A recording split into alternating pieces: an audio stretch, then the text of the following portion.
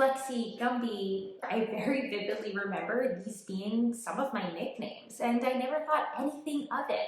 I was just flexible. Fast forward years later, and I learned about hypermobility and all of the intersections that came into play with my relationship with food.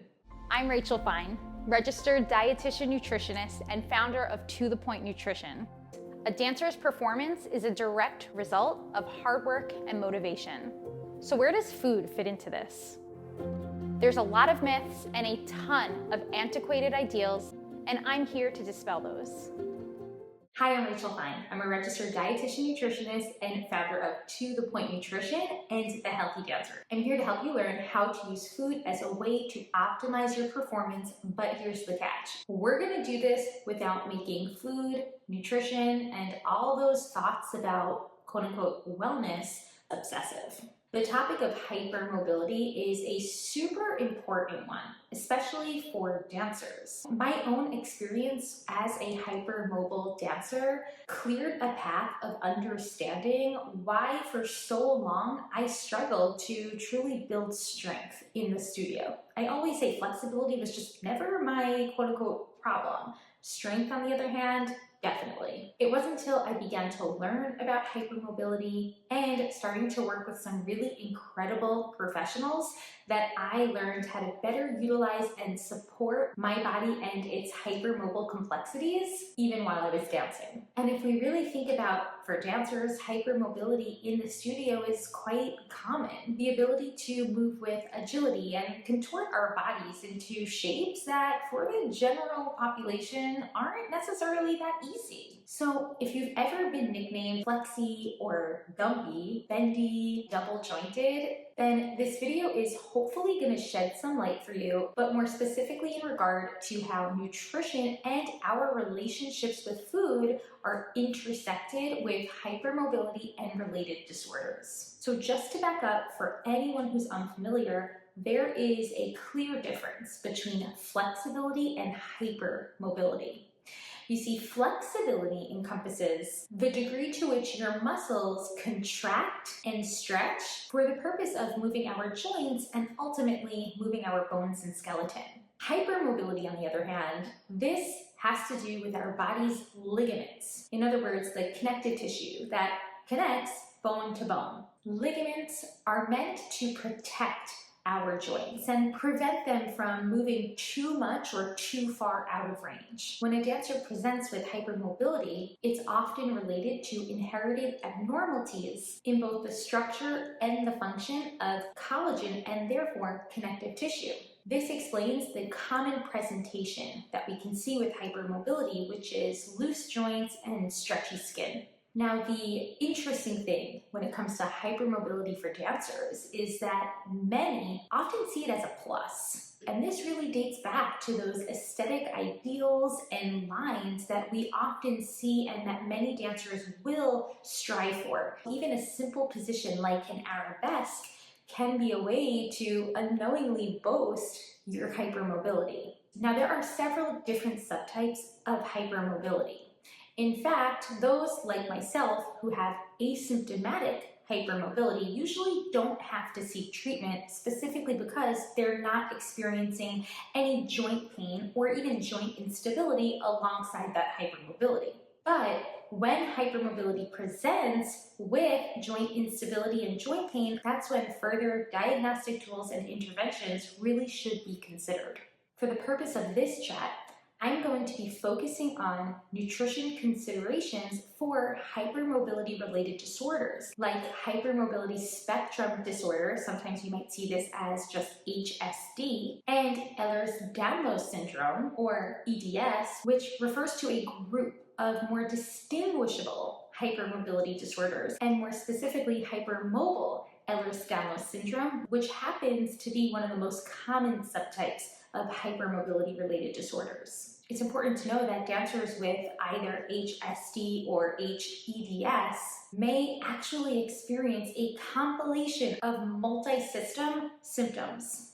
Just a few include joint pain, muscle stiffness, chronic fatigue, dizziness, Functional digestive disorders like IBS, constipation, headaches, thin, stretchy skin, of course, joint instability, and following suit, an increased risk for injury. And we can even see more severe symptoms like dysautonomia or dysfunction with the automatic nervous system. So those bodily reflexes that you have no control over. Another one is postural tachycardia syndrome, or POTS. And last, the intersection between neurodivergence, including anxiety, depression, ADHD, and autism spectrum disorder.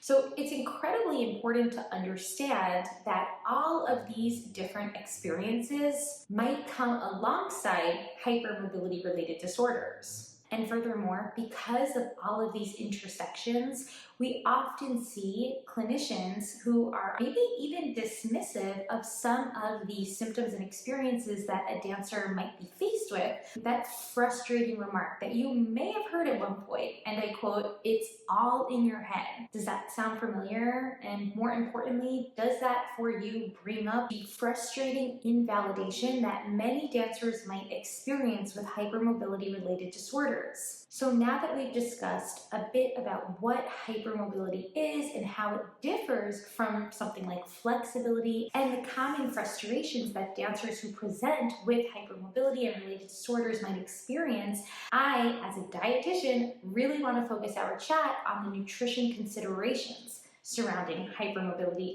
And what's interesting to note is that while an inheritable predisposition often underlines these disorders, lifestyle factors, your food choices, and your exercise routines can often be tied and maybe even exacerbate some of the symptoms. Some of the most common gastrointestinal symptoms that we see among dancers with hypermobility related disorders are, as I mentioned earlier, functional digestive disorders. So this includes IBS or irritable bowel syndrome and motility disorders like constipation. But here's where things get really confusing.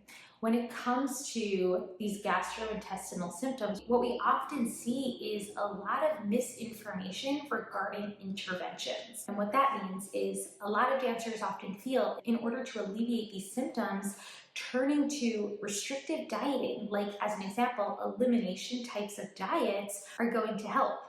When in fact, these restrictive diets can actually further exacerbate the discomfort experience and of course lead dancers down a tunnel of disordered eating, and we'll talk soon about the negative complications that will further entail. What's interesting to note also is the research shows that nearly 44% of patients experiencing functional digestive disorders, just in general, not necessarily related to HSD or EDS, partake in restrictive eating behaviors. And oftentimes it's for the purpose of attempting to alleviate symptoms. So I can't stress this enough. There is no doubt that dancers who experience hypermobility related disorders are at a further higher risk for the development of disordered eating. What's really important here is not to ignore digestive discomfort, but rather to learn how to navigate it in a way that's not restrictive. So working with a registered dietitian nutritionist who can better help to pinpoint reasons for digestive discomfort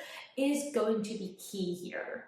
In fact, this might involve looking at other lifestyle factors. As an example, exhaustive exercise routines that are commonplace for a lot of dancers are another reason why we might see digestive discomfort in this population. So it's incredibly important to ensure that you are building supportive habits and not partaking in disordered habits like over-exercising or restrictive eating patterns. And working with a dietitian is highly encouraged. Together, we can create a plan that prioritizes regular and reliable nourishment for your body.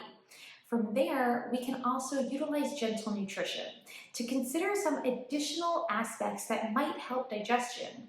Foods rich in probiotics, looking at the fiber content of your food choices as well might be some things that we consider together.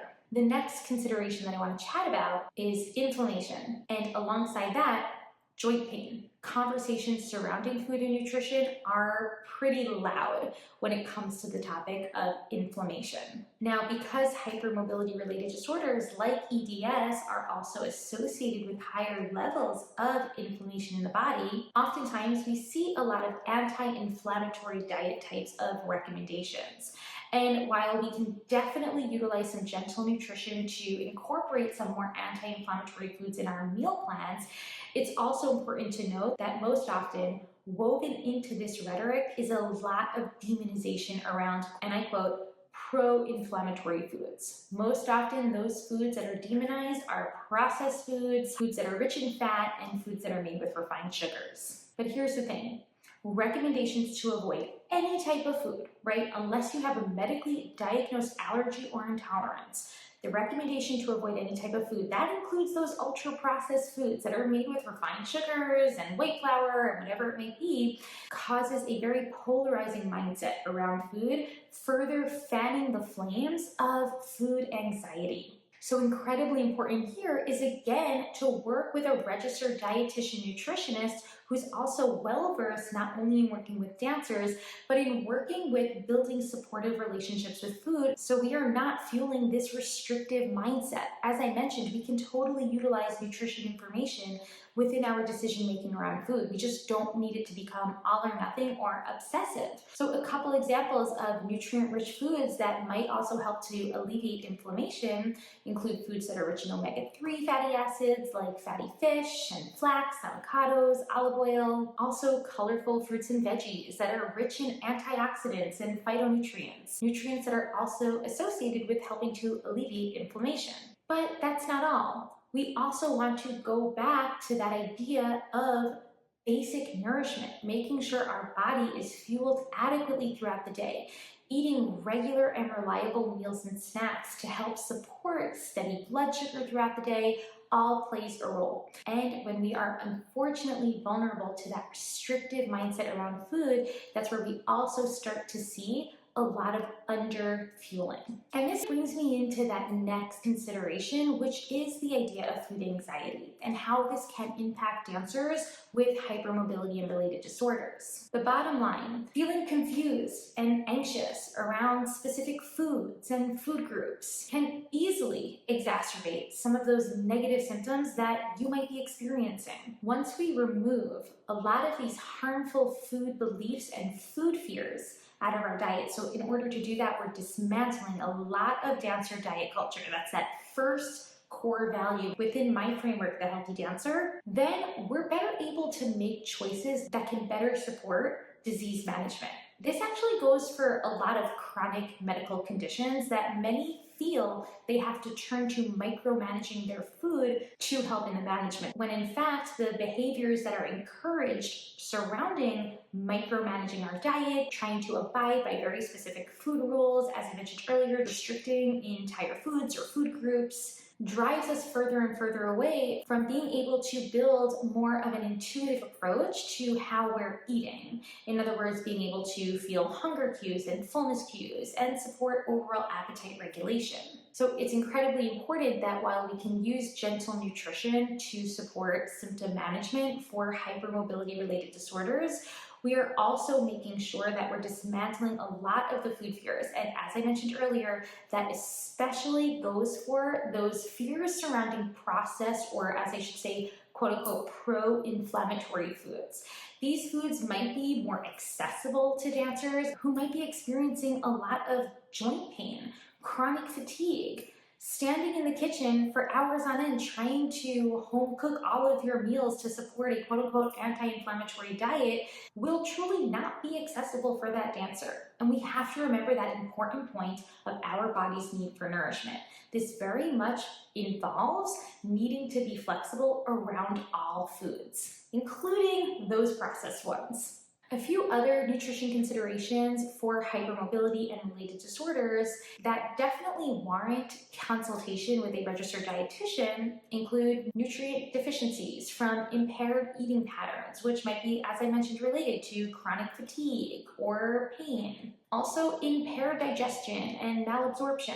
So working alongside your medical provider and a registered dietitian nutritionist can definitely help in regard to overall symptom management and making sure that your body has all of the nutrient-related tools it needs to support metabolic functioning. Last, an evaluation of both suspected or medically diagnosed food intolerances and allergies is something that can be super helpful. This is especially true if a dancer suspects or presents with mast cell activation syndrome, or MCAS. So seeking support from a medical provider, specifically one who is informed about hypermobility and related disorders, can be super helpful for dancers. This is especially true given the overall amount of misinformation and lack of knowledge surrounding hypermobility. Most importantly, as a dancer, you'll benefit from learning about how food can help to support injury prevention efforts and symptom management. Consider a team of practitioners, a medical provider, a registered dietitian, and of course, a mental health provider. As Dr. Linda Bluestein says, there is no active treatment for hypermobility related disorders. So what it really comes down to is, as I mentioned earlier, symptom management. How you're fueling your body plays a major role, in addition to your relationship with food. So if there's one intervention that I can leave you with today, it's starting the journey of building a more supportive relationship with your food choices, stepping away from that restrictive mindset and learning how to dismantle those food fears that you might be experiencing. Remember, this is super challenging because dancer diet culture is quite large and unfortunately very prevalent in our studios. So it makes it super easy to build fears around certain foods. But reducing the stigma around a lot of those foods can make fueling the body a bit more accessible, especially for dancers who are truly struggling with experiences like chronic fatigue and joint pain, injuries from joint instability, and so forth. So I can't stress that enough. Working alongside a registered dietitian nutritionist to build a more supportive relationship with food is super helpful. And this is only in addition to that interdisciplinary work that I'm encouraging, seeking out a medical provider who is well informed about hypermobility related disorders, along with perhaps working with a physical therapist, a mental health therapist, and so forth. Thank you so much for tuning in. I hope you walked away with some insight related to nutritional considerations for hypermobility and related disorders, especially, of course, as a dancer. But if any additional questions come up, just reach out. I can also encourage that you check out The Healthy Dancer. That's my membership platform designed to help dancers do exactly what I was chatting about in this video. Learn how to fuel your body as an artistic athlete while also building a more supportive relationship with food. Most importantly, we are dismantling all of those food fears. And last but not least, if you enjoyed this, then do me a favor and subscribe so that you are first to know when new content is posted. Until next time, I'll talk to you soon.